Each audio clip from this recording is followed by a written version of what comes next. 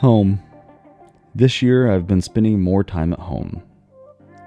The kids haven't been in school for 8 months. I am a full-blown stay-at-home parent, a house husband. I've been trying to work from home, but there are a lot of distractions.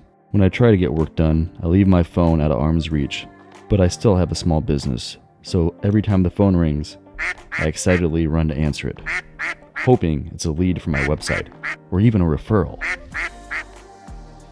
Hello, and thanks for calling. This is John. How can I help you? Hello, this call is officially a final notice from IRS, Internal Revenue Service. Hello, friends, and welcome back. My name is John, and here we are getting better together. There's one question I keep asking myself. Is self-help bullshit? I do not think that there is a definitive answer to this question, and I think it depends on the person in this situation. For me, personally, self-help has helped my life out a lot. I also know that these videos that I'm making would fall into the category or the niche of self-help and self-development.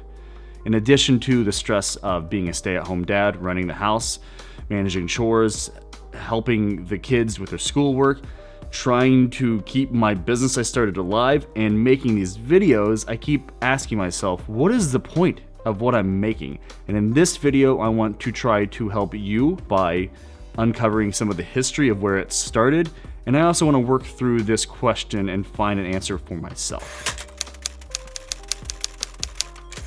A lot of self-help channels, books, and blogs are objective and intentionally neutral. Even though I agree that one of the best ways, if not the best way, to view the world is through the lens of objectivity, I think it is the subjectivity of our inner voice that is what most people are often looking to escape from. Hopefully the days of selling vague notions and ideas are long behind us. That is why I try to open up these videos with a little bit of honest vulnerability that's usually at least trying to be funny. It is one of my biggest fears that when I look back on my life, I'm gonna realize that I was vague, neutral, and overall just blah. The self-improvement market is projected to generate $13.2 billion by the year 2022. Why exactly are people handing over so much money to everyone from the local neighborhood influencer all the way up to the corporate CEOs? Has it always been like this? If you do a quick Google search for who was the first motivational speaker, the first thing that pops up is this guy. John Winthrop, an English Puritan lawyer and one of the leading figures in founding the Massachusetts Bay Colony. John Winthrop sucked. He was a Puritan twatwaffle, a descendant from a wealthy family who came to the New World and encouraged people to do hard work so that way he could benefit from the fruits of their labor. He penned the Massachusetts Body of Liberty, and even though it was the first legal code in New England and a lot of the principles rolled over to the Bill of Rights, these laws only really helped and benefited white men, and they had slaves because the Bible said so. So he's a twatwaffle. Even though John Winthrop is the first name that pops up, he is only briefly mentioned in an article about Ralph Waldo Emerson. Emerson's first lectures were wildly popular, and in a day before smartphones, TV, and radio, orators reigned king, and Emerson was one of the best. His quotes still inspire legions of inspiring influencers.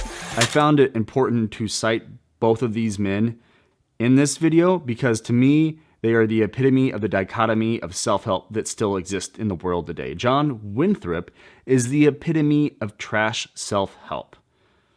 People like this understand that people are largely confused and unhappy, and they use these insecurities to prey on people and their weaknesses. They run Facebook and YouTube ads against you and your feelings all day long, promising you that if you just follow and take their course, you too can have passive income and be sipping on pina coladas on a beach somewhere.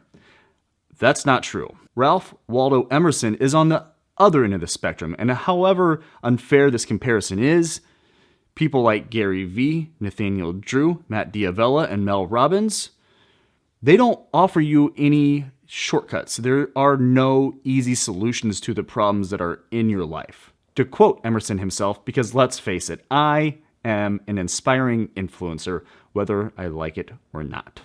Nobody can bring you peace but yourself. Emerson defined the scholar as man thinking, which is not easy and anyone that starts thinking and starts questioning everything around them, you start to realize that there isn't an end. All you do is learn, grow, adapt, rinse, wash, and repeat. Emerson wanted the same thing for people that I also want for anyone that watches one of these videos, my friends, family, and my children. I want people to resist the obligations put onto them by society. So if you find someone in the world of self-help that does that for you, then I don't think that's bullshit. This is YouTube, so I'm going to do a very YouTube-y thing and encourage you to hit the like button and subscribe if you want to keep watching these videos and continue getting better together. I have 129 subscribers at the moment, and I am deeply grateful for every single one of you, and I reply to every comment because I would be a douche if I didn't do that. But I also care. When I say get better together, I mean it. All of the people that have connected with me and talked to me, emailed me, anyone that's watched, like it really, really makes my day, and it makes me feel a lot less like a crazy person sitting talking into a camera with a bunch of lights and a microphone. Like if I did that and I thought, or no one ever watched, I'd feel super weird and super crazy. I kind of do. But hey, we're here together, and thank you so much. I will see you soon.